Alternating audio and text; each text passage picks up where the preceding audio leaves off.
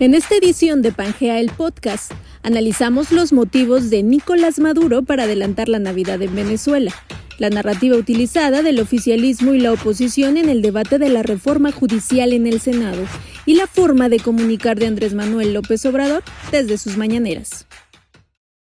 Esto es Pangea el Podcast, el espacio donde se conversa, analiza y debate la actualidad política de México y el mundo, con las voces de Alex Hernández, Santi Cervantes e Ivette del Río. Comenzamos. Hola, ¿cómo están? Bienvenidos a un nuevo capítulo de Pangea el Podcast, me parece que el número 12, si no estoy equivocado. Aquí nuevamente para platicar de los temas más relevantes de la semana. Me encuentro acompañado como siempre de Ivette del Río. Hola, ¿cómo están? Muy contenta de estar nuevamente con ustedes y preparados para discutir los temas de hoy. Y de Alex Hernández. 12 semanas ya de Pangea el Podcast. Muy buenos días, tardes, noches, dependiendo de la hora que nos estén viendo. 12 semanas, más de lo que duró Adriel Marcelo dentro de la Casa de los Famosos. Gracias a todos por vernos y escucharnos. Y de lo que duró Javier Lozano en Coparmex. Así es. Que no se pierda ese chiste, por favor. En esta ocasión vamos a empezar de lo internacional a lo nacional. Recuerden que estamos en una sección de programas en la cual estamos dedicando pues un análisis especial a todo lo que fue la parte comunicacional de López Obrador durante su sexenio. Entonces quédense hasta el final porque hoy discutiremos lo que fue el fenómeno de las mañaneras. Pero por el momento nos vamos al tema de Venezuela.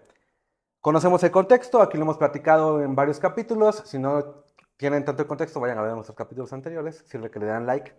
Y en esta ocasión hablamos de una actualización tanto política como social, un tanto rara, ¿no? La política, Edmundo González, ahora es exiliado de España, salió como protegido a través de la Embajada de España en Venezuela y ya se encuentra en este país europeo. Y en lo social tenemos un adelanto ahí de la Navidad bastante raro y sospechoso por parte de Nicolás Maduro, en el cual bueno, es justo lo que vamos a analizar, en este afán de querer detener las aguas o vender ilusión a un pueblo que está desesperado por las elecciones muy cuestionadas que hubo, declara el presidente de Venezuela que la Navidad se va a adelantar a partir del 1 de octubre. Ivette, comenzamos contigo hoy. ¿Qué mensaje envía a Maduro al adelantar la Navidad? ¿Está desesperado? ¿Está en locura? ¿Intenta legitimar algo que no lo es? Bueno, ¿qué mensaje da? Es que no conoce el calendario, no sabe... ¿Cuándo llegaría Santa Claus? Es la pregunta. Sí. Bueno, evidentemente es una estrategia para mantenerse en el poder ante la situación que vive Venezuela. Sin embargo, se mete en broncas con la Conferencia Episcopal Venezolana porque ya ella hizo un llamado de atención como tú no puedes adelantar la Navidad porque bien dice toda la gente últimamente, los tiempos de Dios son perfectos. Y ahí aplica Más que perfectamente.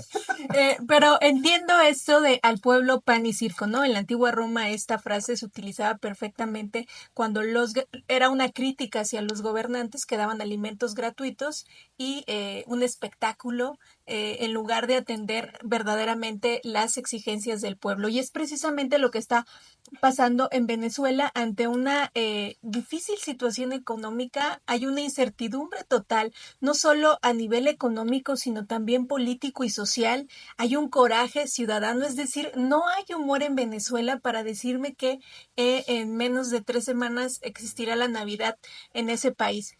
Y yo me hacía esta pregunta como, bueno, ¿por qué la Navidad? ¿Qué significa la Navidad para todos? Y la Navidad significa, uno, regalos, ¿no? Alegría, encuentros con las familias, todo lo que no existe en Venezuela en este momento.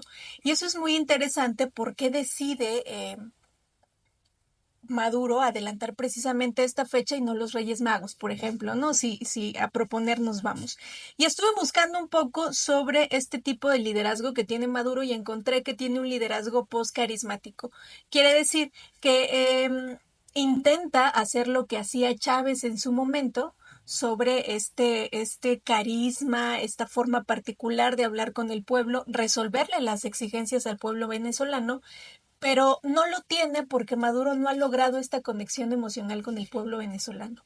Y en este momento, justo en este momento, creo que es el momento del mayor declive para Maduro en Venezuela, porque sabe que la oposición es mucho más importante. Es más, ni siquiera sabemos si Maduro realmente es el presidente electo. Y este adelanto de la Navidad, pues responde a todas estas cuestiones y exigencias, no solo a nivel nacional, sino internacional. Pero lo que quiere es calmar las aguas y decir, bueno, fijamos que somos felices por un momento y tal vez se nos olvide que la oposición está presente. Le falta madurez a Maduro. En efecto. Tenemos la parte de la Navidad y tenemos la parte política en la cual María Corina hace el anuncio de que Edmundo González salió de Venezuela. Héroe o cobarde, no se sabe exactamente qué discurso está manejando, muchos están en contra, muchos están a favor, porque mencionan, bueno, que es un padre de familia, una persona mayor, un abuelo que merece proteger, porque además su vida se decía que estaba en peligro. La victoria hasta el día de hoy no ha sido demostrada por parte del Consejo Nacional Electoral, lo cual sigue demeritando el intento de discurso de Maduro por hacerse ver como una persona legítima en el poder. Pero también hubo una declaración, yo creo, un tanto desafortunada de María Corina, en la cual dice que Edmundo González va a seguir luchando desde España y el 1 de enero llegará a tomar poder, bueno, el 10 de enero llegará a tomar poder, perdón, en Venezuela. ¿Qué puede hacer desde España Edmundo González como tal? ¿O simplemente es la figura y la verdadera, la que se queda peleando es ella en Venezuela? Celebrar la Navidad el 25 de diciembre, me queda claro.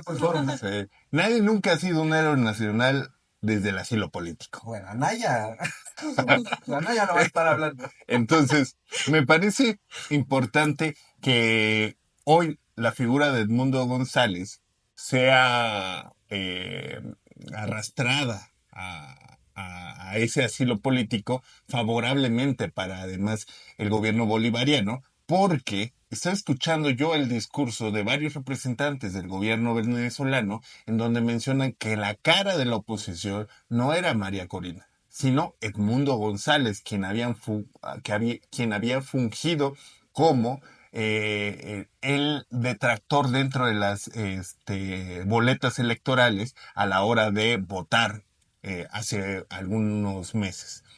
Esto le viene bien después de la noticia de la huida de Edmundo González, el asilo político que le da a España, porque entonces significaría que no hay cara para la oposición, para el gobierno bolivariano de la oposición.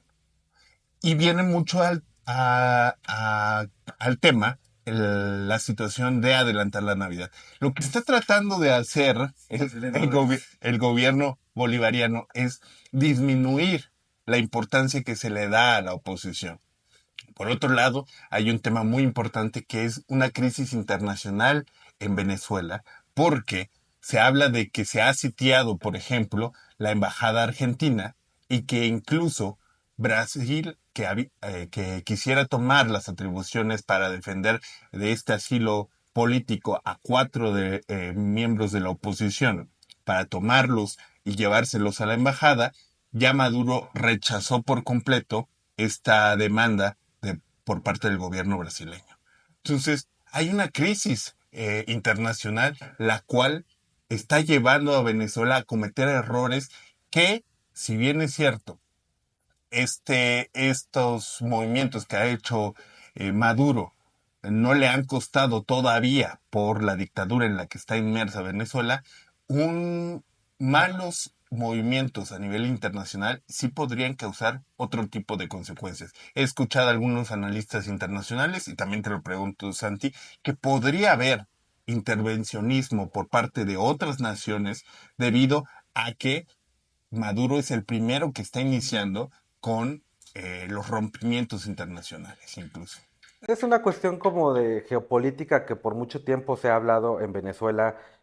Mucha gente de Venezuela, la verdad es que preferirían ser invadidos por Estados Unidos antes que seguir con Maduro. Sin embargo, es una cuestión también de que el apoyo de China y Rusia en el país venezolano, que también son potencias mundiales, sigue estando muy latente y la verdad es que yo lo percibo un poco complicado el asunto, considerando además que es importante recordar que que tiene las reservas número 1 de petróleo en el mundo. No es casualidad que Venezuela viva lo que vive y que sea siempre criticado por los gobiernos, en este caso de derecha o por Occidente, y la cuestión de derechos humanos.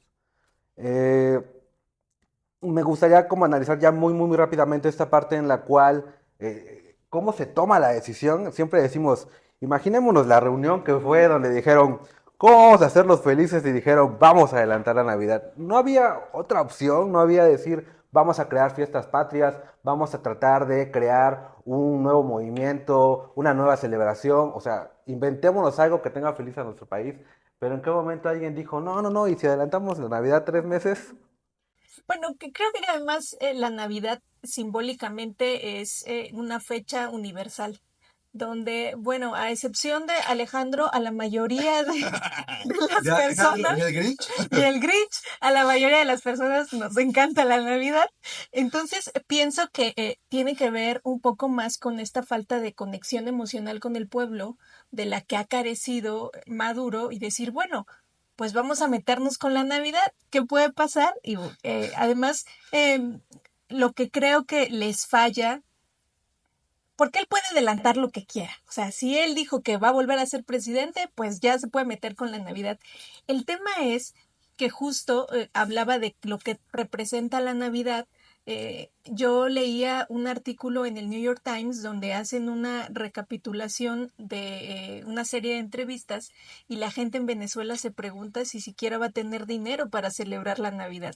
Y entonces viene esta persona en su carácter de presidente y dice, bueno, no hay dinero, pero sí, adelantemos la Navidad. ¿Qué representa? Porque todavía no está claro si va a ser una serie de festivales, una serie de eventos, si adelantará el tema de bonos navideños o cosas así para que la familia pues tenga un poquito de certidumbre, al menos en ese aspecto, o simplemente es celebrar la Navidad y ya. Sí, me suena mucho más a una determinación retórica para... Además, también ya salió con el sector cristiano a realizar todo Sí, esto, o sea, un show, divino. sí, en el cual cede los derechos políticos y gubernamentales a Dios y a Jesucristo, ¿no? Entonces, sí va mucho más allá de la desgastada popularidad que tiene Nicolás Maduro, y tratar de sostener la caída de su popularidad a través de este tipo de simbolismos religiosos y culturales para poder decir, bueno, demos una pausa a este problema tan grande que tengo dentro de Venezuela.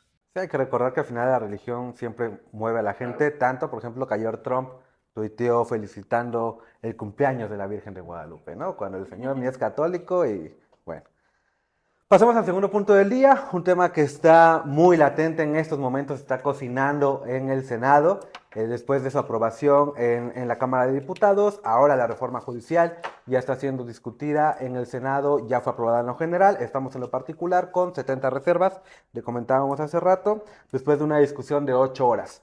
Y de una semana un tanto caótica y una semana que creo que está atemporal. Una semana en la que la oposición intentó hacer lo que no ha hecho desde febrero, que fue anunciada la reforma judicial, o por lo menos el plan C por parte de Obrador, donde además hubo marchas universitarias por parte del sector de la derecha, digamos, bueno, o marchas por parte de universitarios que están en contra de la reforma, y luego que surge como resultado una marcha bastante más numerosa por parte de alumnos, sobre todo de derecho, y alumnos de universidades que están a favor de la reforma.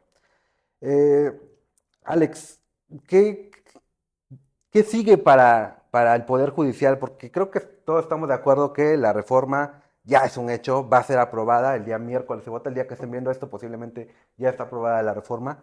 Eh, ¿Qué sigue para el Poder Judicial? ¿Qué va a ocurrir con el Poder Judicial? Y no tanto más allá, no en lo legal, porque en lo legal sabemos que viene todo un proceso que va desde lo nacional y luego los congresos locales tendrán que hacer lo propio, pero en lo mediático o en esta parte donde no han sabido cómo reaccionar, ¿qué prosigue para el Poder Judicial? Adelantar la Navidad, ¿no? Me parece que es lo que sigue para el Poder Judicial. Un concierto de Peso Pluma en el Zócalo, ya Sobre, muy gastado también. sobre todo el Poder Judicial nos ha dado reiterada números de veces la in- pu- esto que es la incapacidad de comunicar de manera correcta eh, lo que está defendiendo como tal. Norma Piña ya salió a dar un discurso. Me parece que en el discurso es bueno, las líneas son buenas, la retórica es correcta. Pero derrotista, ¿no? Sí, un poco, sobre todo intentando concientizar a las personas de una manera en que debió de hacerlo hace 30 días, porque el clímax en el que se encuentra hoy la defensa por el Poder Judicial está en otro escenario completamente diferente al discurso. El discurso es bueno, el problema es el tiempo en el que sucede. Entonces, eh, siguen dando muestra de lo pésimo que maneja su comunicación y cómo llevar a lo político esta defensa del Poder Judicial por parte del poder. Este, ahora, toda la concentración del debate y está dentro del Senado porque se habla de que el oficialismo estaría a un solo voto de no poder llegar al, a la reforma del Poder Judicial. Lo interesante es que es a partir de la politización de esto, cuando llega al Senado, cuando se empieza a hacer toda una estrategia mediática para presionar a cada uno de los senadores. Más allá de presionar para cambiar votos al oficialismo, que no va a suceder, es resguardar los votos ya existentes de la oposición. Entonces, ha sido muy mediático y parece ser que bastante preciso al presionar a cada uno de los senadores y decir, a ver, quiero que públicamente hagas el... Quiero que desde el hospital, literal, ¿no? Mandaron ahí a Riquelme a mandar un video donde se asegurara y prometiera que va a votar. que va a estar, su suplente en este caso, pero que va a estar alguien para votar, porque incluso la falta de uno de los senadores o senadoras podría traer consigo, pues, la reforma al Poder Judicial. Se habla de que Yunes podría ser el traidor de la oposición. Me encanta que cada semana traes un nuevo traidor. Hace Sí. 8 días era Beltrones. Ahora, Yunes tiene con qué, ¿no? Trae una investigación el hijo de Yunes ahí en Veracruz, entonces se habla de que por ese lado Existen habría ese una tipo de presión. presiones. Sí, Ajá. la oposición, el mismo Marco Cortés, el mismo Ricardo Anaya, el mismo Alito, han salido a declarar que ha habido presiones por parte de senadores de la bancada de Morena, pero también del mismo presidente e incluso del crimen organizado en contra de las y los senadores de oposición para votar a favor de la reforma al Poder Judicial. Suena bastante interesante el discurso también que va cambiándose por parte del oficialismo, en donde han buscado la herramienta de no, eh, en realidad la mayoría calificada no son 86 votos, son 85 votos. El presidente de la República la semana pasada salió a dar un discurso también bastante concienzudo, bastante conciliador, a diferencia de este discurso incendiario que habían venido manejando. Entonces, hay dudas, tanto por parte del oficialismo, pero también por parte de la oposición, y mañana se define porque estaría llevándose al pleno ya para votarse, para discutirse primero en lo particular y en lo general, para aprobarse a más tardar, si el oficialismo quiere que sucedan los tiempos como está diseñado, para el día miércoles. Y el día de ayer empezó en las comisiones la discusión, nos encontramos con varios videos ahí que comentábamos hace rato, rostros derrotados, Marco Cortés derrotado, Colosio derrotado, con argumentos que nada más no logran hacer empatizar a la gente o no logran su cometido, que era que la reforma no pasara. ¿Qué esperaban que podían hacer algo la oposición? ¿Qué puede hacer ahora la oposición más que conciliar o aceptar? Bueno, yo creo que ellos están en una postura de hacer enojar al oficialismo. O sea, te la voy a complicar. Si crees que ya la tienes fácil, te la voy a complicar. ¿no? O sea, molestar. Yo pienso, y creo que es lo más triste con la reforma judicial, que el único que pierde es México porque ninguno, ni la oposición ni el oficialismo, quiere que exista justicia en nuestro país. O sea, a mí me parece que hay dos bloques, que es por mis pistolas quiero que se apruebe la reforma judicial, aún con todas las críticas que ha habido hacia ciertos puntos, porque no toda la reforma judicial en sí es creo que sea mala, creo que hay cuestiones muy rescatables y que son necesarios y que exigen en este momento al sistema judicial, pero también tenemos a otro grupo en el que dice no. Ningún punto, nada, ¿no? Y eso creo que es ahí donde salimos perdiendo todos. Sin embargo, a mí me gustaría hacer como dos apuntes. Primero, en el discurso, se escuchaba esta discusión en las comisiones que se tenían en los 38 integrantes del Senado, donde tenemos 25 a favor, 12 en contra, y teníamos las participaciones de los senadores de Morena y las participaciones de la oposición. Y Morena menciona por lo menos cuestiones muy particulares que sigue repitiendo, ¿no? La reforma al Poder Judicial es el primer paso para recuperar la paz, la democratización de la justicia y este que me parece muy interesante, las minorías cuentan, pero las mayorías mandan. Y en cambio la oposición habla de la dictadura, de someter al tercer poder, de la distorsión, de que la reforma judicial es un conejillo de experimentos, que no hay equilibrio de poderes, esto lo menciona Colosio además, y Anaya habla de las tres trampas del Poder Judicial, ¿no? La principal sobre la elección de jueces, pero que definen un cierto número de boletas que pues ya no lo hace tan popular como nos han venido manejando, que efectivamente se elegirán por voto popular. Creo que en el discurso la oposición sigue perdiendo, porque sigue utilizando estas palabras que no coinciden con el México en el que estamos viviendo y que siguen repitiendo y efectivamente que no les ha servido en lo anterior, mucho menos en este momento tan importante. Entonces, Morena abona siempre más a la retórica, al tema de la paz y la justicia. No nos dice cómo, nunca nos ha dicho cómo, esa es una realidad, pero lo sigue utilizando y la gente se queda con eso. Que más adelante hablaremos precisamente sobre los Méxicos a los que le habla Andrés Manuel López Obrador y que ha funcionado también en el partido de Morena. Ya después sale Norma Piña también a presentar su propia reforma. Me parece que publica dos documentos para discusión, me parece muy interesante y muy acertado que debe de haber hecho es desde el día en el que se presenta la reforma, no en este momento, ¿no? Demasiado tarde. Creo que de haberlo hecho, de haber bajado la guardia, el Poder Judicial, pudo haber un diálogo entre los poderes para determinar justo qué es lo mejor, ¿no? No hubo justo por estas barreras que se pusieron ambos. Y las estrategias, bueno, aquí creo que Morena sale ganando porque desde un principio Morena empezó a implementar los foros, esta mayoría relativa, además que eso se gesta desde la elección popular el pasado 2 de junio y que es una gran estrategia para aprobar lo que se venga y lo que quieran. Pero los foros me parecen interesantes porque se han ido a distintas zonas a nivel estado, donde se ha discutido, tal vez en una forma muy superficial, pero se ha hablado de la reforma judicial. Han abierto el diálogo y creo que eso es importante. El discurso oficialista, por supuesto, que ha sido la estrategia madre de todo, y las mañaneras, ¿no? Una estrategia política en la que podemos colocar al poder Judicial en la discusión de las comunidades, de las minorías y mayorías.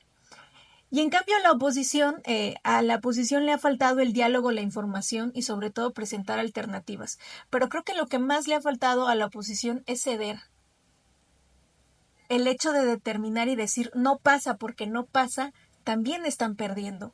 Porque creo que este es el momento en el que esta pelea, esta lucha por el poder es como un matrimonio. Cuando tú cedes, puedes avanzar un poquito más, ¿no? Cuando en la amistad, en las relaciones personales, el ceder también es ganar.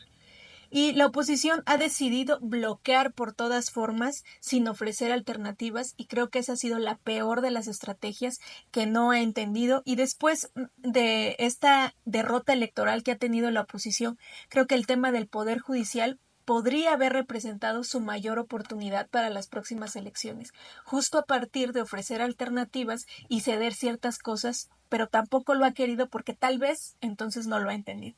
Yo pienso que no es, la discusión la tiene perdida la oposición, pero va más allá de que no haya querido ganarla, sino porque la estrategia de la oposición ha sido discursivamente reaccionaria ante la comunicación centralizada del oficialismo, que viene desde el presidente, la comunicación y que replican cada uno de los que forman parte del gobierno y del partido en turno, y que al tener muy dominada la agenda política y la agenda pública, es difícil que la oposición salga a dar una postura diferente porque primero se tiene que defender. O sea, en realidad, los golpes de la oposición no le dan tiempo para poder dar sus argumentos a favor de la defensa del poder judicial, sino tienen que defenderse primero antes para poder después atacar, pero no han sacado las manos para poder atacar.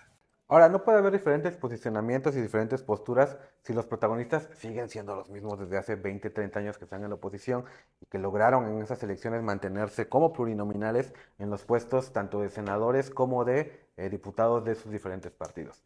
Mientras no haya cambios generacionales en los partidos políticos de oposición, van a seguir con estos mismos discursos y van a seguir viviendo del recuerdo que fueron, ¿no? Hay que recordar que el PAN hace muy poco tuvo la presidencia. El PRI fue el último antes de Obrador. Y sin embargo, aún estamos viendo la desaparición de estos partidos políticos y posiblemente de su discurso y estructura nacional, que al final de cuentas es la más importante porque es la que...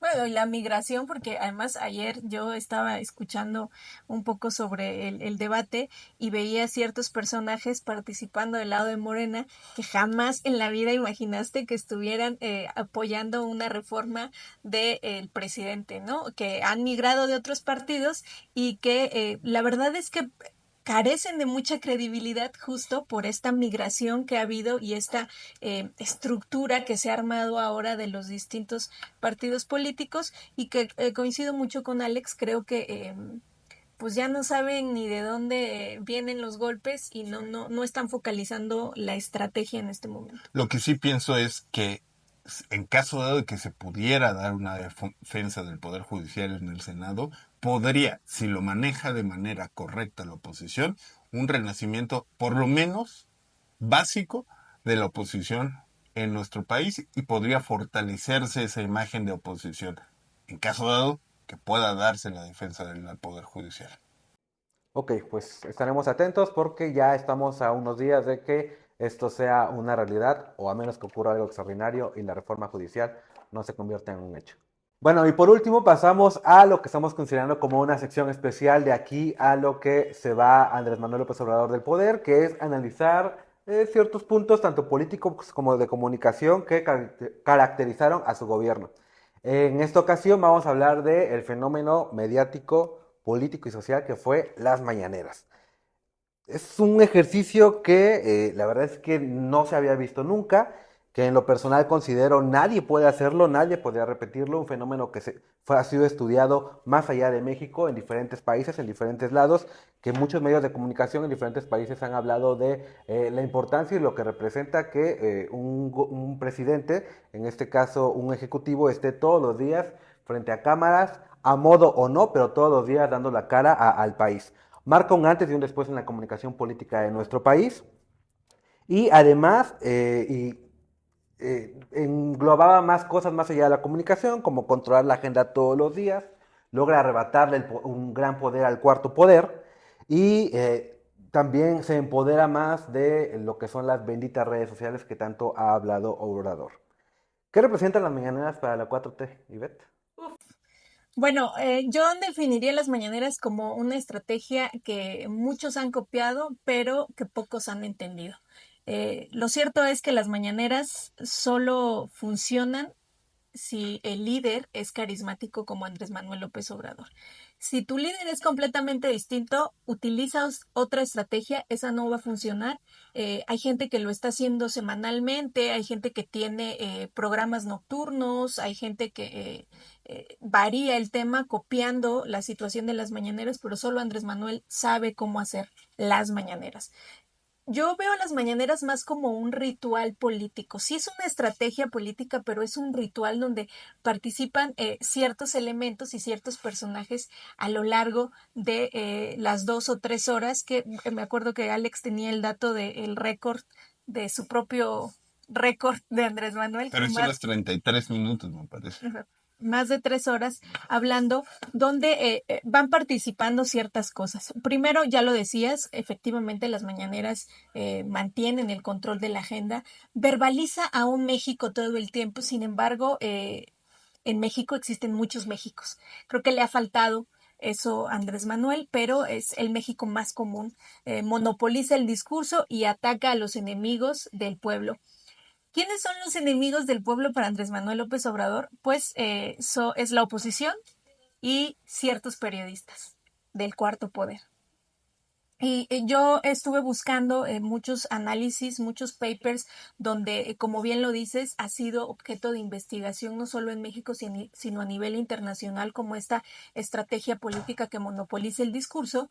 Y hay datos, sobre todo en el análisis de contenido y análisis de discurso, sobre ciertos elementos que intervienen más. Lo cierto es que Andrés Manuel, desde que toma posesión, inicia las mañaneras hasta el día de hoy, habla cada vez más. El número de palabras que emplea Andrés Manuel López Obrador aumenta cada vez más.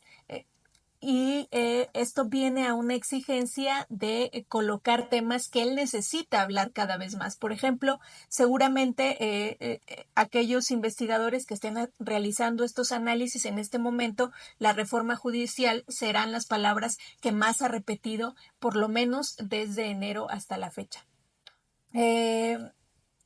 Hay ciertos participantes que intervienen mucho más desde que existen las mañaneras y casualmente es gente que está asociada con temas de seguridad. No es que le preocupe más la seguridad a Andrés Manuel, sino que quiere monopolizar el discurso sobre la seguridad, sobre que existe seguridad en nuestro país, y es por eso del tema que más se habla en todas las mañaneras. Y algo que ha venido a reforzar sobre el tema del del ataque o la mención a los periodistas en las mañaneras es sin duda esta sección de quién es quién en las mentiras.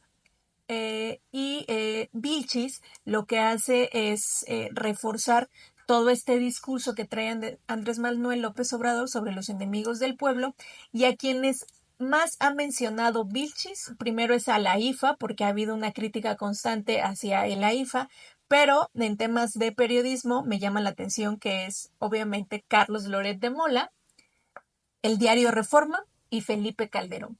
Quiere decir que estos son pilares del discurso que maneja eh, Andrés Manuel todo el tiempo sobre la oposición para ellos, para él, quién es la oposición, quién representa la oposición y quién es el tema del pueblo.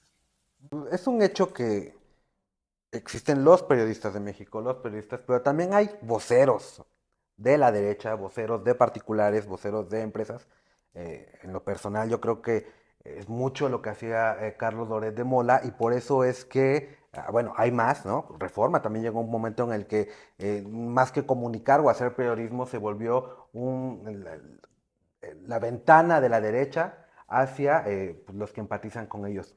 Pero entonces, ¿qué ocurre? ¿Qué va a ocurrir a partir de ahora con este ejercicio que sin duda Andrés Manuel es el pionero, porque además desde que era jefe de gobierno ya lo hacía? Lo prepara a partir de las elecciones del 2006, cuando era jefe de gobierno. Entonces, ahora que ya sabemos que él es el protagonista de esta acción, ¿cómo mantienes este poder o cómo haces para no perder el poder que le has arrebatado a los medios de comunicación? Y tienes que mutar esa herramienta comunicacional. En realidad, la retórica que ha manejado Andrés Manuel López Obrador es la mayor fortaleza que tiene las mañaneras, lo cual no tiene esa capacidad Claudia Sheinbaum. Afortunadamente pienso que la figura de Claudia Sheinbaum va más vinculada a lo técnico, a lo especializado, a la búsqueda de soluciones tangibles y de resultados cualitativos y cuantitativos en las problemáticas sociales, lo cual va a beneficiar a Claudia Sheinbaum en cuestión de resultados. Sí me parece que el gobierno de Claudia Sheinbaum va a tener que ser mucho más tangible a la hora de entregar resultados que el mismo Andrés Manuel, porque no es lo mismo decir tenemos mejor sistema de salud de Dinamarca en voz de Andrés Manuel que en voz de Claudia Sheinbaum. Entonces tendrá que mutar de alguna manera.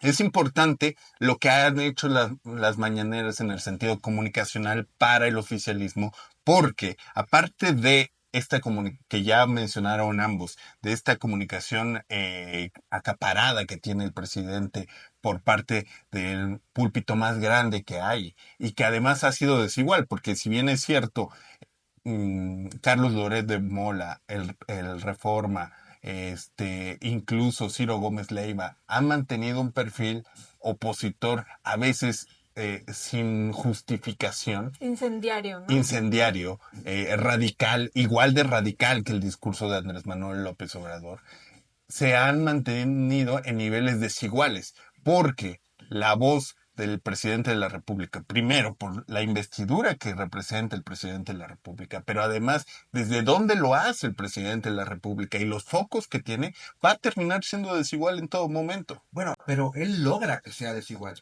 Sí, Logra desigual, porque hasta antes tuvimos un presidente impuesto por Televisa. sí, por supuesto, pero porque las mañaneras esa es la herramienta que lo vuelve desigual. Además, obviamente, de la figura de Andrés Manuel López Obrador, las mañaneras se vuelven una herramienta que lo hace desigual a la hora de buscar el consenso, porque los argumentos del presidente están en cualquiera de las planas de cualquier tipo de medio de comunicación. Además, estos medios de oposición pues se vuelven reaccionarios más que propositivos de la agenda pública, porque la agenda pública ya la acaparó el presidente desde muy temprano, desde las 7 de la mañana.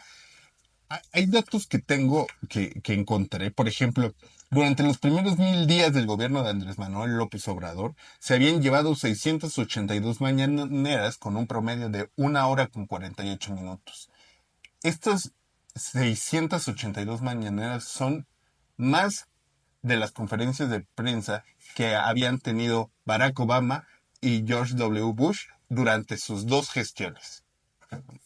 Ahora, la creación de la posverdad es otra de las herramientas que se crean a partir de la mañanera, porque el presidente da sus datos, inclusive en contra de sus propias instituciones. Sí, claro. Entonces, esta posverdad es llevada a la ciudadanía como la realidad. De acuerdo con la consultora SPIN, la primera mitad del gobierno de Andrés Manuel López Obrador hubo 61,000 afirmaciones que fueron engañosas o falsas. Sin embargo, de acuerdo con una encuesta del Financiero en esa misma etapa, el 50% de la ciudadanía joven se sentía informada gracias a las mañaneras. Ese es un ejemplo perfecto de cómo las mañaneras han creado esta posverdad a partir de lo que dice el presidente. Y eso es, de cierta manera, importante para nosotros como estudiosos del tema comunicacional. Es importante, es sumamente interesante, pero también peligroso para un país democrático, que hasta cierto punto se llevó con ciertos límites, porque lo que vemos ahorita es un país que, a pesar de la polarización creada por estas mismas mañaneras también y por el discurso retórico del mismo presidente, pues ha caminado, ¿no? De cierta manera, pero ha caminado. En manos de una mente mucho más maquiavélica, pues podrían generar problemas mucho más graves. Sí, y pienso que la experiencia que tiene en el tema territorial Andrés Manuel López Obrador ha sido una de las grandes fortalezas en las mañaneras porque empatiza con el pueblo. Pero yo la crítica que puedo hacerle es que justo Andrés Manuel se ha dedicado a hablarle a los fifís, a la oposición y a la gente pobre. Pero en México habemos muchos Méxicos que no viven bajo las mismas condiciones y que hay muchas veces a las que Andrés Manuel López Obrador nunca les ha hablado en sus mañaneras. Tanto monopoliza el discurso, pero no ha entendido que en México no solo hay pobres y ricos. creo que la ocurrencia es su mayor virtud de Andrés Manuel López Obrador.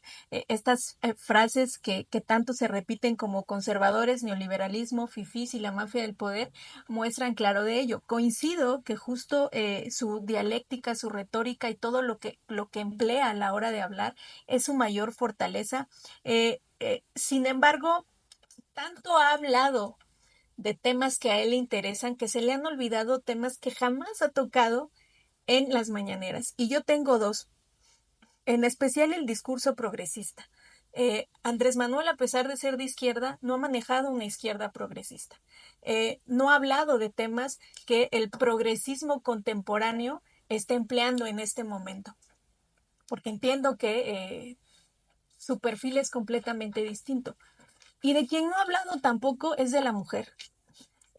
Andrés Manuel ha asociado siempre los movimientos feministas al conservadurismo incluso, sobre todo ese movimiento feminista incómodo. Y es de un tema que yo hablo mucho, sobre todo por esta cautela e ilusión que hay sobre una presidenta como Claudia Sheinbaum, que toque por fin estos temas, además de poner ya instituciones que se dediquen justo al tema de la mujer en México, pero es algo de lo que sale debiendo Andrés Manuel López Obrador precisamente de las mañaneras. Y como último punto, es que efectivamente sí, Andrés Manuel se ha dedicado a monopolizar el discurso a través de sus intereses personales y políticos. Tanto es así que la sala del Tribunal Electoral afirmó que 31 mañaneras sí fueron ilícitas al intervenir con comentarios positivos a favor de Claudia Sheinbaum y en contra de Xóchitl Gálvez, y que efectivamente forman parte de análisis sobre el poder que tiene Andrés Manuel López Obrador desde su discurso y de esta herramienta comunicacional que solo él ha sabido utilizar. Veremos ya en los próximos meses ya que tome posesión Claudia y cómo vaya a ir gestando y reestructurando una mañanera. Pienso que van a ser mucho más cortas, pienso además que van a haber intervenciones de otros actores y que va a ser justo un sistema de comunicación social desde comunicados específicos de cada institución, más allá que un stand-up que ha hecho Andrés Manuel López Obrador, porque la verdad, quienes no hayan tenido la oportunidad de ver una mañanera realmente son Nadie. divertidas. Nadie, o sea, todo el mundo ha visto una mañanera. Bueno, hay gente que no las ha visto, hay gente que ve Yo clips, creo que hay justo gente... eso es lo importante de la mañanera y el gran impacto. Todo el mundo sabe qué es la mañanera, cómo funciona la mañanera bueno, y ha sabe. visto una mañanera. O sea, el impacto y la forma de llegar a la gente cambió también. Yo disiento un poco con lo que dice Ivette acerca de que Andrés Manuel López Obrador no conoce las realidades. Creo que además la figura política de Andrés Manuel López Obrador se caracteriza por recorrer gran parte de nuestro país y que incluso es conocedor bastante profundo de las realidades de este país y porque conoce las realidades de este país, las diferentes realidades, no nada más los fifís y el pueblo bueno y sabio, sino que también existe una clase media, sino que también existe una clase informada, ha polarizado y radicalizado el discurso.